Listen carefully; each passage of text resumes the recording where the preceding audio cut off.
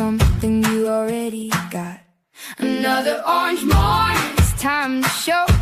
Another orange morning, it's time to grow. Another orange morning, let the updates flow. Another orange morning, you already know.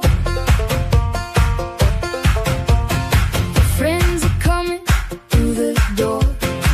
Wheels are spinning on the floor. We don't know what we don't know. That's the only way to grow. Another orange morning, it's time to show. Another orange morning, it's time to grow. Another orange morning, let the updates flow. Another orange morning, you already know. What you're looking for is in your hand, been there all along.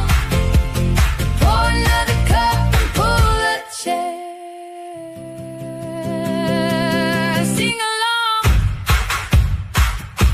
Another orange morning, it's time to show. Another orange morning, it's time to grow. Another orange morning, let the updates flow. Another orange morning, you already know.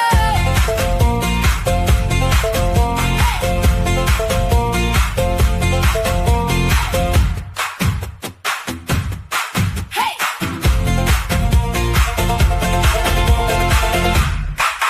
Hey! Good morning, HubSpot Nation. Welcome to another Orange Morning. It is June 16th, Tuesday, 2026. Good morning, Casey. Good morning, Chris. The Tuesday of 2026. Tuesday. You really I'm- kind of got lost in the date part, didn't I'm you? taking creative liberties with how I say dates, apparently. We skipped one day and you were like, how do dates work again? Yes. So all the shade I've been throwing at AI for not managing dates and days of the week properly, I apologize. It's just rubbed off on you, actually. Yes. But here we are, Tuesday. Excited. Later today, Casey, I get for the first time to collaborate with the HubSpot Academy team. And I guess I should be ready and throw that on the screen. Doing a sneak peek with good buddy Nico Lafakis. Friend of the pod. We're doing a boot camp later in the summer, July and August. But today we are giving a sneak peek bootcamp sampler series, the AI augmented HubSpot stack. Obviously, I'm really excited for part 2 here, where we get to show using Claude Code to build custom integrations and automations with a live build connecting a HubSpot workflow to an AI-powered contact enrichment endpoint. Very excited about that. I'm excited for you both. As someone that has learned a lot about AI from you, I like to think I am a guinea pig for maybe this series, in that if you can teach Casey to do it, you could teach anyone. That's probably true. And that's just because you're focused on all the other things you're doing, not because you don't know how to use AI. I think you've come a long way since last year. Yes, but because of you, I guess I am the living proof. It works. Indeed. Maybe we should do like a case study or something. Anyway, a case study. Thank you. Oh wow. Thank you. All right, let me add that as initiative number 25 for the summer. New website coming at you tomorrow. In the meantime, we've got lots of updates here. We got lots of updates because we took a day off. I think there's 13, but interesting, like most of them are dated as yesterday. Yeah, 10 yesterday, 3 from Friday. A lot of these are things we've seen before. Just looking reading through them. Not all of them, but a lot of them. So, Where should we start? What gets your attention first? a cleaner way to manage your brand is one that I don't know if we've seen yet. All And right. I have not found the brand tool to be Yes, super brand clean. identity. Oh, I'm excited for this one. I've not clicked on it yet, but I started talking to that team um, sometime last year about uh, like even like George on the Hub Heroes podcast did like a breakdown of all the different settings, like the AI settings that you have to set up. And every time it's like, is this attached to the rest of the HubSpot stuff? It's like, Mhm. nope. Um, so a cleaner way to manage your brand. Um, what is it? Brand has been redesigned with a clear layout, making it easier to set up, find, and manage your brand settings in HubSpot. Why does it matter? The new layout organizes your brand settings into focused sections: brand kit, brand voice, and brand knowledge. Colors, fonts, writing samples, and company context each have a clear home, so making changes takes seconds instead of scrolling through a wall of fields. Brand knowledge is a new section that lets you view and edit the company data HubSpot uses to personalize AI generated content across your tools, including your products, competitors, and ideal customer profile. Whether you're setting up brand for the first time or it tuning it for AEO, this new experience gives you a clearer picture of what's configured and what still needs attention. This is very nice. I was just talking to one of my clients about the brand section the other day because they were excited to check out some of the AEO features, and especially another update on the list, create blog posts from recommendations. They were excited about this specific update. And one thing I called out was the importance of the brand settings and getting all of that configured. However, I have felt like that section, um, as you're saying, Chris, has not always been connected to everything, and it hasn't always been super clear what lives where. So excited to see this. Yeah, let's come back to it for sure. This is our deep dive for today. I'm clicking around now, and yeah, we definitely have to show it off Cool. because it is cleaner in all the ways in terms of just bringing things together, and also like it just looks nicer. So um, yeah, we'll power through some other updates so we can get to that. Um, uh, Price books um, now in public beta. Um, Oh, what's changed? Remove the note about single currency account limitation because multi currency support is now available. What is it? Price books are now available, giving RevOps teams a centralized way to define, manage, and apply product pricing across deals and quotes.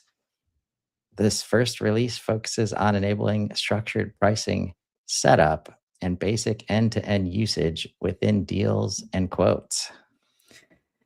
why does it matter? As pricing grows more complex across segments, geographies, and deal types, managing it manually can lead to inconsistencies and errors. Price books help standardize pricing, reduce manual efforts for sellers, and ensure deals and quotes reflect the correct prices, improving speed and accuracy across your sales process.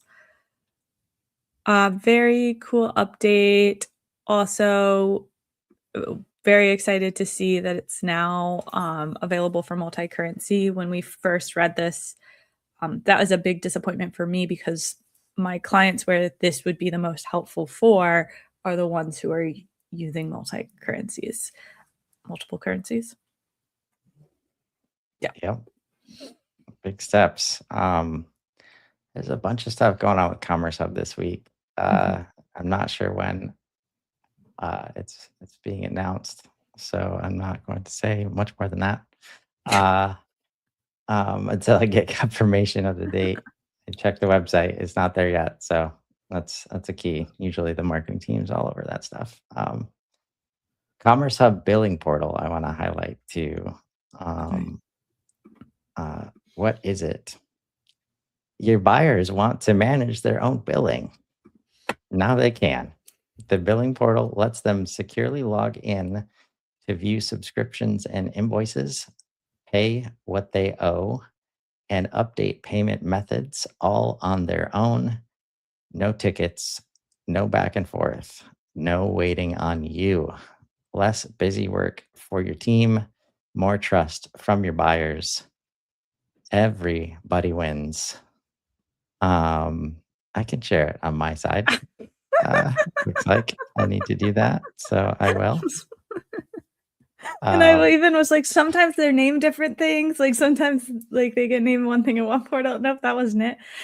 This one matters because right now, and still in some portals, every billing update is a manual scramble. Buyers email you, you chase down details, payments slip through the cracks. The billing portal flips that script. Fewer failed payments, buyers keep their own payment methods current, less support overhead, routine billing requests handle themselves, built-in compliance, billing data stays secure and regulation ready, more buyer trust, self-service is the experience your buyers expect. I definitely agree with that last point, especially the self-service. I just think of there's a handful of businesses I work with from time to time that don't have a billing portal and you have to call and like give your credit card over the phone, and that just doesn't feel like how it should work. yes. I mean, look at this. If this is right out the Mhm. box, I really need to start testing it out. I have access to it in my portal. Um, Commerce Hub Professional, Commerce Hub Enterprise required, but this has been one of my shticks for a while. It's amazing how much better your data can get when you let the customer Mhm. manage and maintain data like this, where Mhm. it's like they've got to make sure it's right for their records, and all the email back and forth to change billing addresses and all the things. Just give them access, and now you can very easily. So excited to check that out more. Um, your turn. Well, that one you have other things than I have too. So now I'm Uh-oh, like all over the place. I'm like, whoa. Let's do customizable analyze tabs. I don't know. Why not? What Why is it? not? You can now customize the Analyze tab by replacing the default dashboard with your own, adding or removing reports, edit report settings, and rearranging the layout. This is supported in multiple places in HubSpot. Details below, or watch this video for a walkthrough. Why does this matter? The default analyze tab may not reflect the metrics your team tracks day to day, which means you end up switching to separate dashboards to find the data you need. Now you can tailor the analyze tab to show the reports most relevant to your goals, keeping your reporting and your workflow in the same place. This is even a better update actually than I thought. I was panicking and I just picked one, but it has been a pain point for a lot of HubSpot users I talk to, where you want to be able to use just like the quick features, but like the update says, sometimes those reports aren't relevant to your business for whatever reason. Indeed. And this is actually what I was looking for. I wonder if this exists anywhere else outside of this update, as far as the Analyze tab is available in the following tools: content website pages, content landing pages, content blog, marketing social, marketing forms, reporting, target accounts, Mhm. service, help desk insights, workspaces, sales workspace and workspaces, customer success workspace, and SMS. A little all over the place there. This list is cool. This also like reminded me of some of the reasons why this is a pain point to not being able to analyze it. Like the marketing social is the one that comes up the most often in my world, which is maybe we are not using Twitter, but our Twitter reports are still on that analyze tab. And then it just makes it confusing. So then we end up creating a dashboard just to track the social reports that we actually want. And then then we're clicking to more places in HubSpot rather than the data being right where we want it to be. The data we want being right where we want it to be. Indeed. And by the way, it does not affect performance tabs. Are those the things that changed into analyze, or they're all just going to be two separate? Yeah. Anyway, just ask. I wish you hadn't read that because that really threw me. That's where, like, if you don't see it on this list, it's probably it's definitely not an analyze tab because this list is telling you what the analyze tabs. Yeah, it's definitely like just ask Breeze. I don't know. Ask Breeze Assistant. Any reporting needs, just start asking Breeze. Like, speaking of Breeze, improved brand voice for Breeze Assistant and AI blogs in private beta. What is it?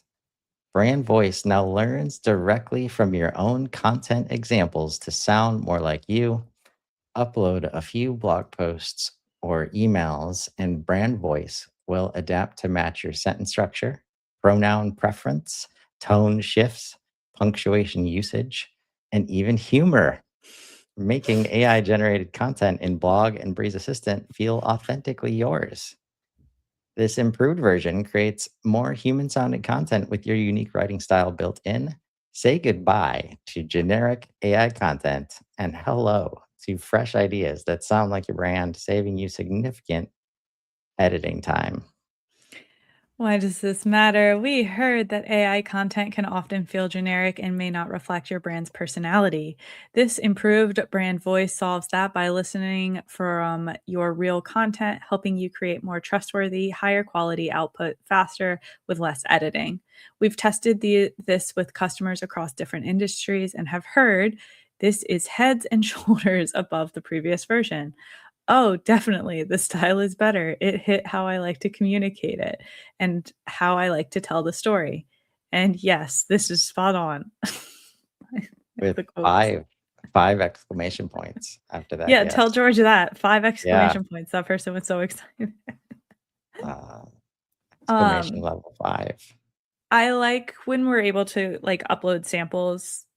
I think I've worked with some teams recently who are trying to use more AI to content, but they want it to sound authentic to their brand.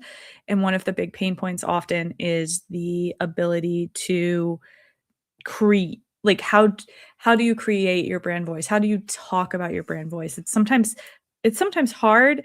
And what I found even more often is it's sometimes wrong when you try to explain your brand voice. It in reality is often different than like what you think it is.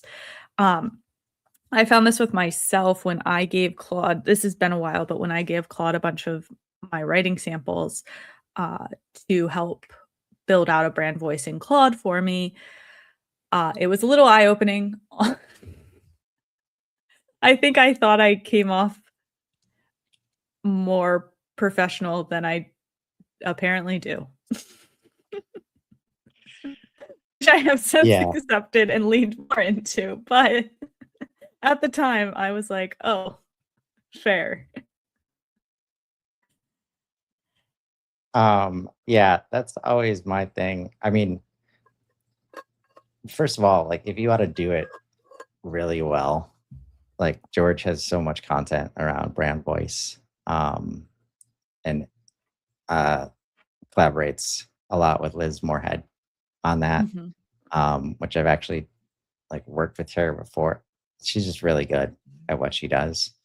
But for most, I think like it can be a barrier because it's like choosing between, oh my gosh, I got to work on this for 3 months and like get all the team together and figure out what our voice is. And you have so many arguments about simple words.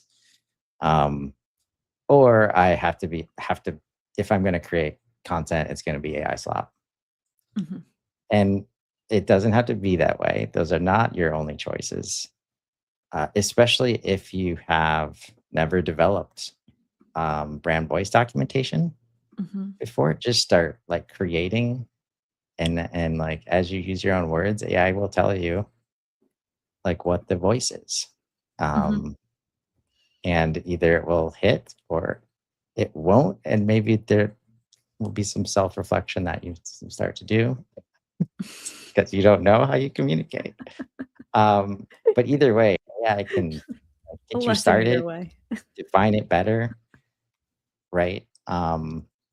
But don't let it hold you up from like, moving into more creation and more posting and things like that. So Mhm. um, I'm just gonna see how Breeze can help here.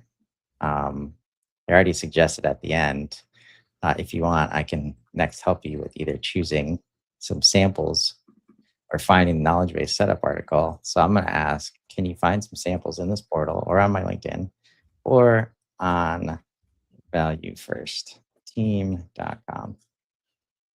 Uh, and then we'll see what he comes back with. Um, what else? Improved exclusions and segments. Very curious what improved means here. Um, you are no longer limited to excluding only 25 contacts from a segment. This update also introduces smart exclusion toggles for common scenarios, including excluding unsubscribed contacts, non marketing contacts, and specific email domains. This is very nice. I'm super mad it's not in the portal I'm looking. I'm like, what happened to the portal? All Looking at those days of like assuming that the fully unlocked demo portal like had all the things because I'm in my normal portal right now. I know. And I'm like searching because I'm like, this is a very cool update. Where is it? Yeah, it Fine. feels like it's like major update worthy almost. Why does this matter? Managing exclusions is now simpler, more scalable, and less error prone. You no longer need to build separate workflows or complex filters to handle common exclusion scenarios like unsubscribed or bounced contacts. With built in exclusion controls and smart toggles, segments stay cleaner and more compliant for email use cases while reducing manual efforts and improving confidence that the right audience is being targeted. I know, Chris, you're probably going to have beef with that cleaner and more compliant for email use cases. But it is a common conversation I have where clients will say, I have this list of 1,000 people. Why did my email only send to 900? And oftentimes it's one of these things: exclusion, email unsubscribes, non-marketing contacts, things like that. So we often are building lists of those things in particular just to show the like true email list so that there's more clarity on how many people you'll actually be sending it out to. Um, excited for this. Uh, always excited when some of that like tech debt I stuff mean, is this no longer interface, necessary. Yeah. this screenshot alone, like Mhm. looks amazing. Because what Mhm. often happens in practice is that the data has already been managed somewhere else, Mhm. and we know that that data is more trusted, Mhm. and like we never get to this part, so we just import a spreadsheet of Mhm. data every single time we want to send an email. So Mhm. many teams do that. So making this part easier, uh, just it looks valuable Yeah. as somebody who doesn't spend a lot of time in contacts. Um, these buttons, these off on buttons to Yeah. help just make it more flexible and scalable. Because the moment you realize you're not going to be able to use the list because there's going to be a lot of clicks, or there's a whole group of people that can't be on there. And then are you going to make another segment so that you can click, like all of that stuff? Either you ship it, you're like, all right, whatever, or you don't. And like, again, you don't have to make those kinds of choices anymore. So much time is spent on this part of the process that is Mhm. impossible to explain to other stakeholders in the organization. And it comes back to like, clean data and maintaining data. So very cool. Any others on your side that we didn't get to? There was a major update tag that I The marketing noticed. control center. We talked about that with Yeah, George. that's the I one think. I was thinking. Yes, you're right. Yeah. I need to get on this list. That's Need to, well, actually, that's not the one that has a major update, but that is the one I was thinking of. yeah, I need to get in touch with Anchor so I can get in here. The Marketing Control Center, formerly known as Research Agent. They've made significant changes to the user interface. Please review the product notification to orient yourself to the new UI. Marketing Control Center is a marketer's home base.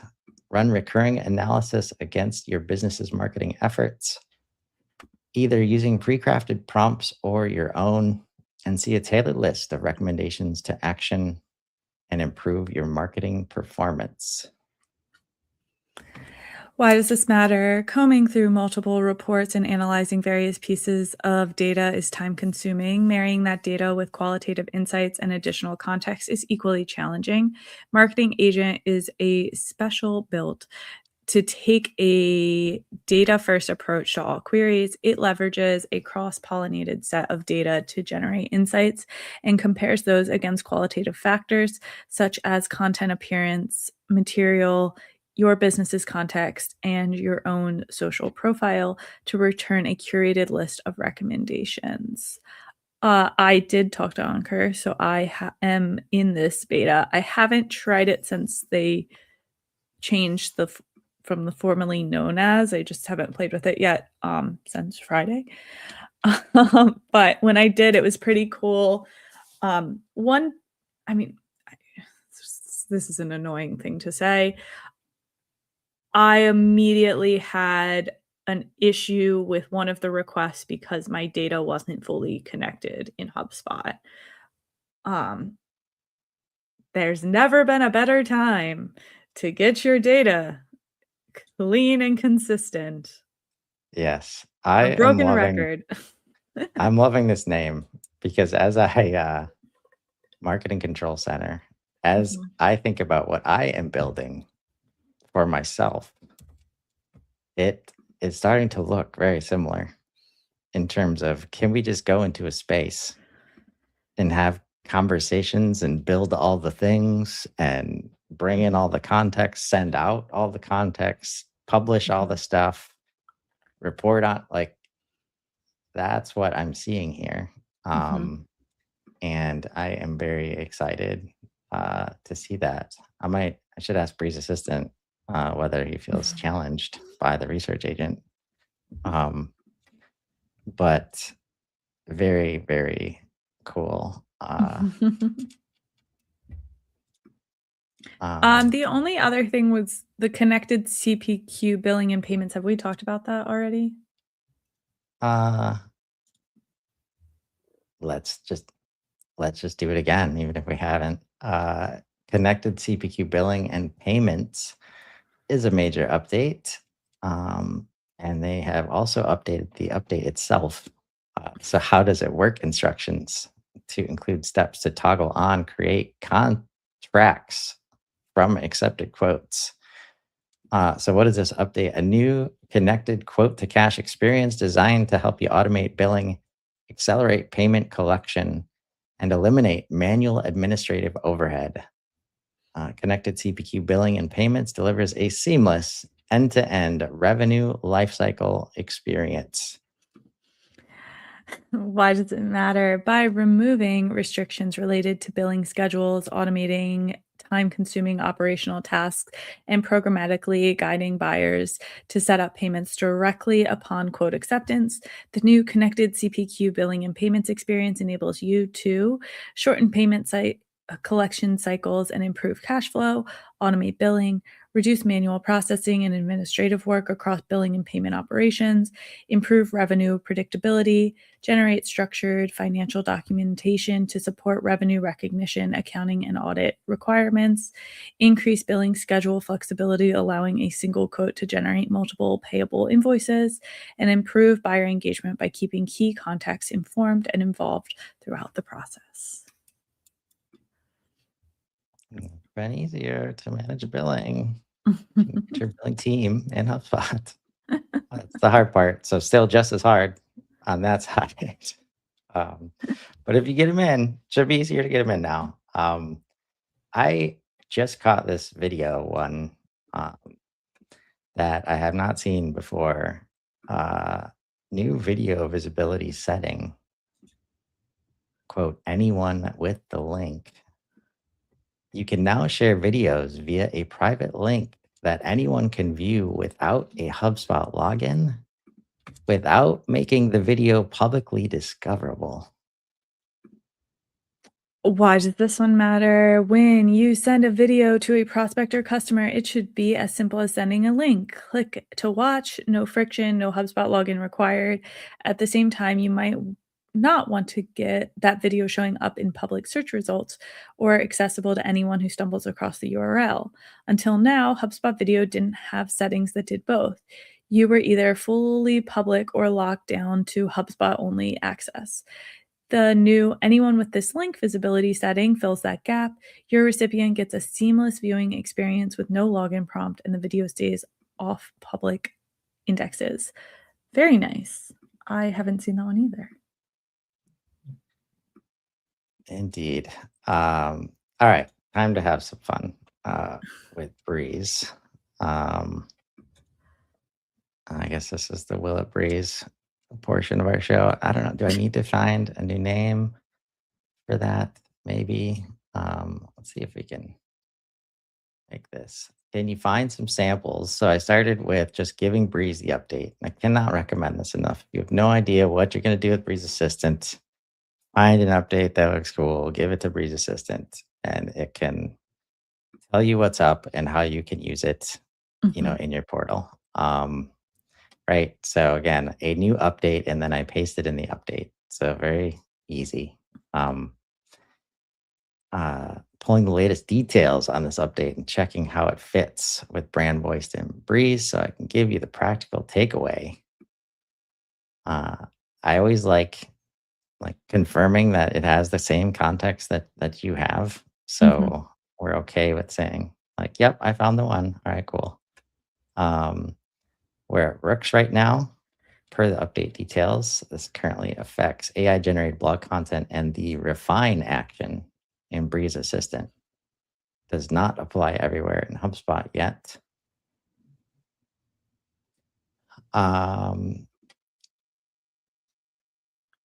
Let's see here. So then I ask, can you find some samples in this portal or on my LinkedIn or on value15.com? I'll look in the public places first and pull a few strong candidate writing samples. Then I'll tell you which ones seem best for Brand Voice. I found several strong public candidates on the website and on LinkedIn. Another thing I could have said is look in my emails. Oh. Right? Like this is where at least almost every single team using HubSpot will have emails, and you have a tone and voice in your emails, right? So these are the strongest starting points because they're longer, more fully developed, and show recurring sentence patterns and a point of view. This is like code for this is what it takes for me to understand your voice, right? Yeah. So emails just a starting point. But like when you find those people that write novels like in their emails, Mhm. right? Mhm. It's like you can't do that without like having some voice and some tone, and you can probably start to figure that out pretty quickly. Yeah, just last night actually, my husband Andy was writing a text to someone from like us together, and he read it to me and he was like, "Should I add more?" And I said to him, I was like, if I was writing it, I would add more, but every time I ask him for feedback on something, he tells me I wrote too much. So I was like, so I think knowing this text is coming from you, I think it's appropriate. So yeah, I mean, there just is a tone and voice. Yeah. Yeah. Um, and again, this is like I think one of the biggest values of starting to use Breeze in Mhm. this way. It's like if you understand your tone is a certain way, and you understand your boss or Mhm. CFO or the CTO or whoever Mhm. you're trying to communicate with has a Mhm. different tone, and you're like, man, I just can't. It's not me, right? Well, it doesn't have to be you now. You can Mhm. like you can delegate that part to AI, um, and say like make it shorter, but Mhm. also don't lose the flow. Like so much of what the tools we've had in the past, Mhm. when you say make it shorter, it like just Mhm. loses the story completely, Mhm. right? So as we see, and even if your website's not in HubSpot, so my website is not in HubSpot, it's going out to the web to research things that I have done before. Um, right. So we've got some options from the website here, and each of these, right? If I click on this, right, takes me to the page. Um, if we look at best candidates from your LinkedIn, right, um, gives me a couple options. Doesn't give me the link for this one, which is interesting. Uh, and then it says, it gives me advice for each of these too, right? Mhm. So number 4, wake up slash daily recap posts. Good if you want Breeze to sound more practical, current, and educator like. Nailing it, Casey. That's Thank you. exactly what we're hoping. These That is. these posts. I'm just curious if it's gonna like what it's gonna show here. Got like there we go from 2024, Oh, wow. December 6th, 2024 Oh my is god. what when I first started the show. I'm also like, surely your voice has changed. That's possible. Yep. So um again, it's super interesting. So that's also around the same time. Mhm.